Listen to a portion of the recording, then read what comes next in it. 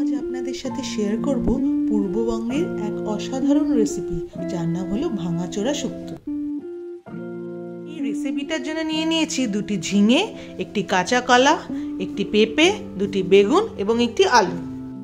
বানাবো পূর্ববঙ্গের এক দুর্দান্ত রেসিপি, ভাঙাচোরা শুক্তো।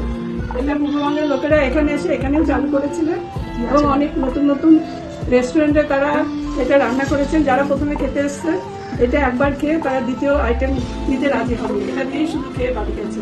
পূর্ববঙ্গের থেকে এবার বাংলাতেও এই রান্না ছড়িয়ে পড়েছে। এখন হয়তো সবার ঘরে ঘরে নতুন নতুন কিছু নেই, তবুও আমি আমার বাড়ির শ্রেষ্ঠ রেসিপিটা আপনাদের সামনে তুলে ধরবো।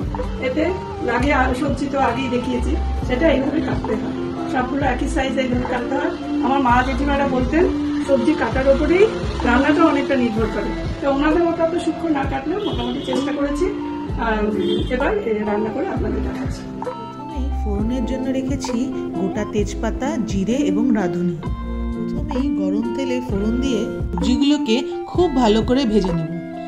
এই রান্নাটিতে ব্যবহার করার জন্য 2টো মাছের মুড়ো আগে থেকেই ভেজে রেখেছি এবং সাথে নিয়েছি একটু আদা বাটা।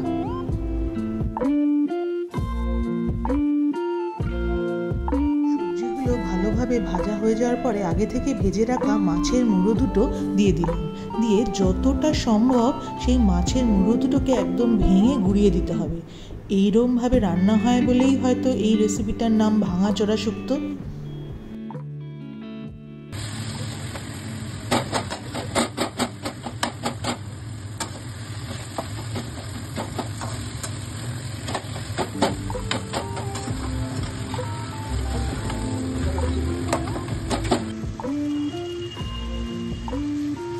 সব রান্নাতেই চিনিটা টেস্ট এনহ্যান্সমেন্টের কাজ করে, তাই এতে দিয়ে দিলাম স্বাদ মতো একটুখানি চিনি। নামানোর আগে দিয়ে দিলাম আগে থেকে গ্রেট করে রাখা একটু আদা। সব কিছুকে ভালো করে মিশিয়ে নিতে হবে যাতে মশলাটা পুরো রান্নাটার মধ্যেই ভালোভাবে মিশে যায়। এই শুক্তো হলেও আপনারা কাঁচা লঙ্কা দিয়ে ডলে খেতে পারেন। অনেকেই এই রেসিপিটাকে গার্নিশ করার জন্য ভাজা আর মাছ ছোট ছোট করে পিস করে ওপরে দিয়ে সার্ভ করে, কিন্তু আমি এখানে করিনি। একবার ট্রাই করে দেখবেন, ভালো লাগলে অবশ্যই জানাবেন। ধন্যবাদ।